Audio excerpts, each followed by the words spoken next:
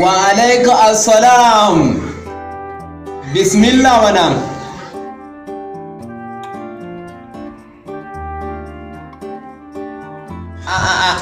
Yau su malam Garba da ya a garin namu. Wallahi malam Allah. Ha, barka da zuwa, barka da zuwa.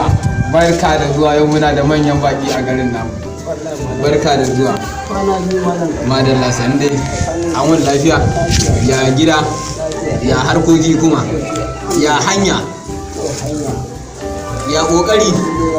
Sande ya yan gida? Ya iyalan naka? Ha, sannu da zuwa wallahi. Sannu wallahi, na ji daɗi. Ya uwar gidan, ya mi ɗakin naka kuma? Ka ya hekara, ya rayuwa?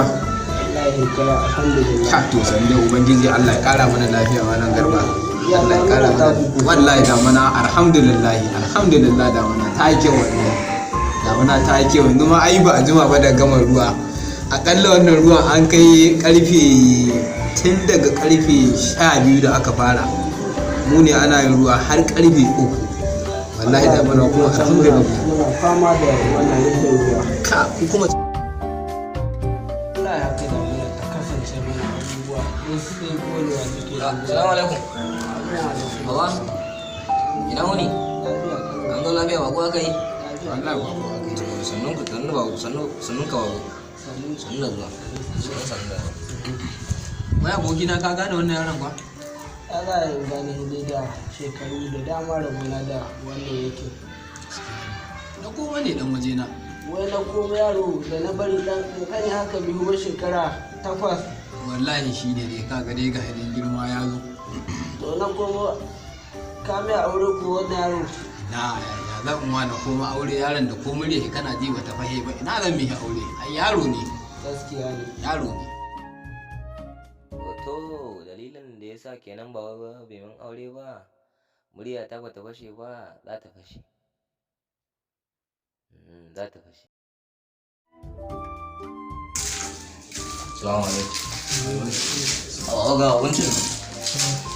Ci na kwanan ku. A waya aka tashi. Yawwa.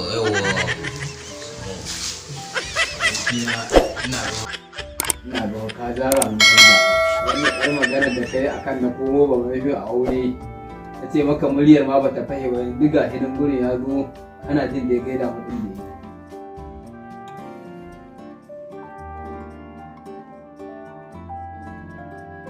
Assalamu alaikum. Baba. To aka yango Ina wannan watan yin da wana. wani ra'ayi. Yiwa ta ɗaki na kudu. Tana nan gurin daga bayan ɗaure. To baba. Abokina daga zancen dai murya wannan ta hidan dai ga hinan gurin dai ka zaza mun hauka ban hirya ba. Amma dai inda aure ne dai in hamu dai in wada komo dai mihi dai auren nan dai a huta. A shi kenan bare ta je in labarin zaman lafiya. Wayo, madalla, na ce daɗi kashe ni. Wayo, da wahala gwanda daɗi ta kashe ni. Ai gwanda daɗi ta kashe ni. Daɗi kashe ni.